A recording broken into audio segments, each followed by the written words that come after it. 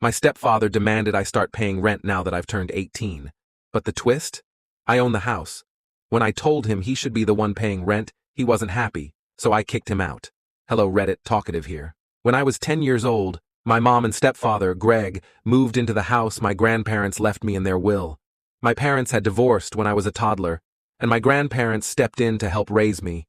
They adored me, and when they passed away, they left me their home, a modest but beautiful 2-bedroom house surrounded by towering oak trees. Since I was a minor, the house was managed in a trust until I turned 18.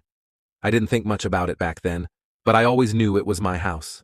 Greg, however, always acted like it was his. He had a knack for walking around like the king of the castle, rearranging furniture without asking, painting the walls without consulting anyone, and installing a giant flat-screen TV in the living room like he was staking his claim. Mom and I mostly let it slide. Peace is priceless, right? But things changed the day I turned 18. That morning, Greg greeted me with a forced smile and a piece of paper. Happy birthday, kiddo. By the way, it's time to start contributing to the household now that you're an adult.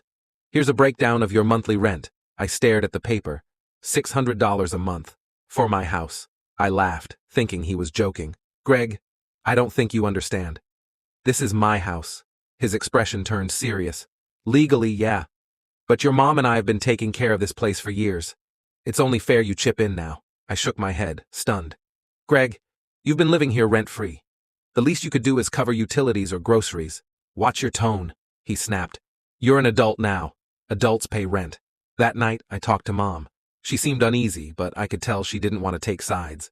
Sweetie, maybe it's not a bad idea to contribute a little, to keep the peace. Mom, I said, exasperated. I already own the house. I've been patient with Greg, but this is too much. He doesn't get to dictate terms in a home that doesn't belong to him. She sighed, clearly torn, but didn't argue further. The next day, I confronted Greg. I'm not paying rent, and if you can't respect that this is my house, maybe you should start looking for somewhere else to live. He laughed, but it was more of a snort. You can't be serious. Where would your mother and I go? That's up to you, I said, my voice steady. But if you're going to act like a landlord in a house you don't own, you can't stay here. Greg stormed out, fuming. Mom tried to mediate, but I held firm. Mom, I love you, and you're welcome to stay as long as you want. But Greg crossed the line. If he can't respect my ownership, he's out. 2 weeks later, Greg moved out. Mom decided to stay, though things were tense for a while. Over time, she admitted she felt relieved. Honestly, she confided one night over tea, Greg always had a controlling streak. I didn't realize how much it was affecting you. With Greg gone, the house felt lighter, like it belonged to me again.